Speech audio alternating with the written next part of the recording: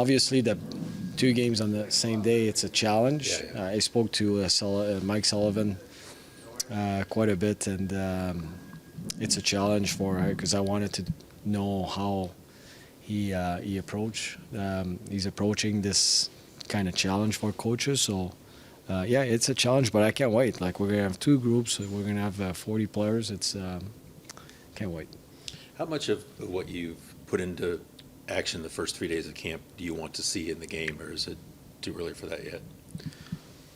You know what? We evaluate everything. So we meet with the staff. We talk about the day, how it went, who we liked, who we didn't like, and every time there's a little red mark next to your name, it adds up. It's an evaluation. So every time we step on the ice, every time they go in the gym, every time we have a team function, we have eyes on them. We want the right people. We want players that want to be here. We want guys that will understand what we're trying to achieve, respect our values. So everything they do is measured. There have been coaches here in the past that have said, I want guys to play, the veterans to play 4 games, 5 games. Do you have a number for your NHL regulars? It depends on how it's going to go, but what I can tell you is the last 2 games, it's going to look like our NHL team. Are you seeing what you want to see from Adam Fantilli and Patrick Laine? You talked about evaluating, and obviously those guys combined for a couple of pretty goals today. Yeah, I'm sorry. Sometimes we put them together, and we want to see how the chemistry will develop. And it seems like there's some chemistry there, and we'll see how it's going to go. But I've never seen in 30 years you put the lines together at camp and it's the same lines for the whole season, right? So we're going to adjust consistently. As far as it goes for the 2 games tomorrow, do you have a plan about what you're going to do for who's going to be behind the bench for each game? Yeah. So one game is going to be we're going to have Bowler as our head coach, and the game here, Mac is going to be our head coach, and they're going to be supported by our American League guys.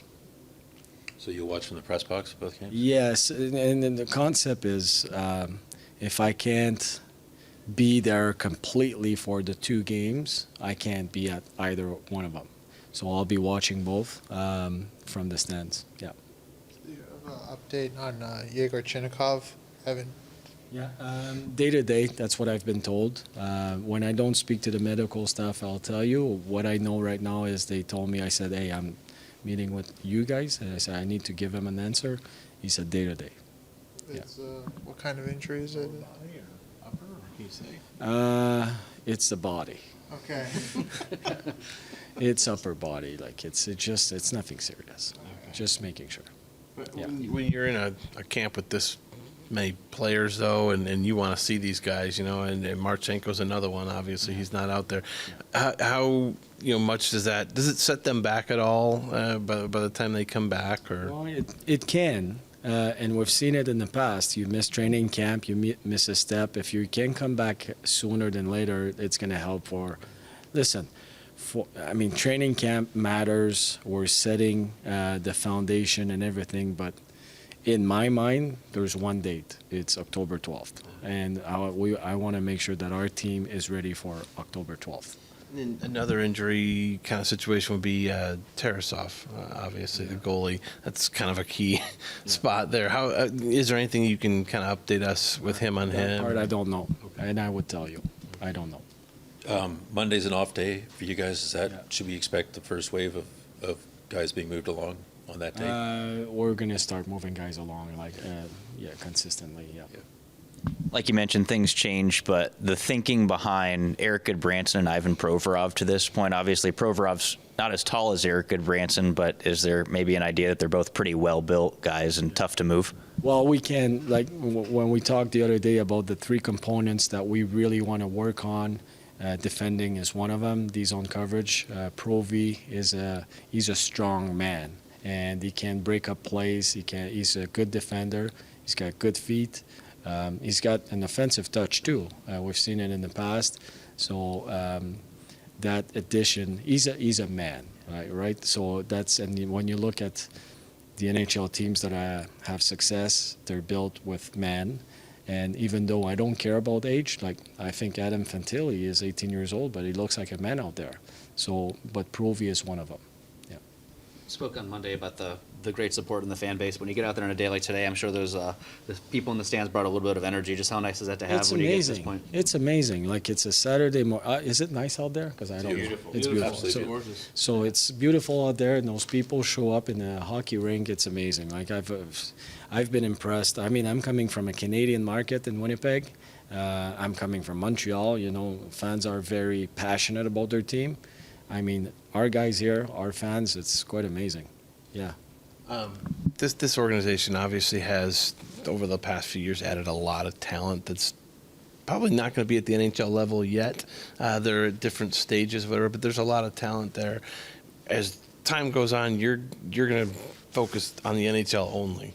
So do you use this point in time, these first 3-4 days of camp, to kind of take an extra look at some maybe what's coming at all, or no?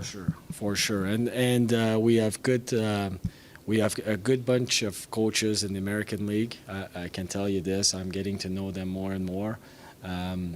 But as far as I am concerned, that link, and because I've coached in the American League for 5 years, and I coached in junior in the past a long time ago, but I did, it's so important to create that kind of connection with our players and getting to know them. So this is the perfect time to do it. We watch them, we see their habits. We're going to build a plan for every single player, mental plan, and key components on what the things they're doing well, the things they need to improve, and we're going to sustain that throughout their career. Anyhow, so it's a key moment for us, all of us, to get to know those players. And not only, so we have the scouts, pro scouts, amateur scouts will give Yarmo. They will give us some kind of a pedigree on the players, but to see them and to get to know them is what camps are for as well. How much of a jumping off point can it be for a young player to go through maybe their first camp like this and then go back to maybe junior or college, or not college, and having, just continue that process? Well, it's when you go to an NHL camp, you're going, like, it's the highest level of hockey. So you go there and you see guys that you watch on TV, and then you go back to junior. You go through a high, emotional high, just like when you approach the playoffs or the first game of the season, you're right up there. Like I call it the RPM. It gets in the red, and then when you go back to junior, it goes down, and then you can take a deep breath and do your stuff. So, but you can't maintain that RPM in the red. Your engine's gonna blow up. Yeah. So, but that's the same thing. It's here. They go back. It's normal. I've seen it with players coming back to us in junior or even the American League. It goes, and then we got to bring it back to a faster level. Yeah. You and Patty obviously combined for a couple of good-looking goals today. How's it coming so far in terms of the chemistry with him?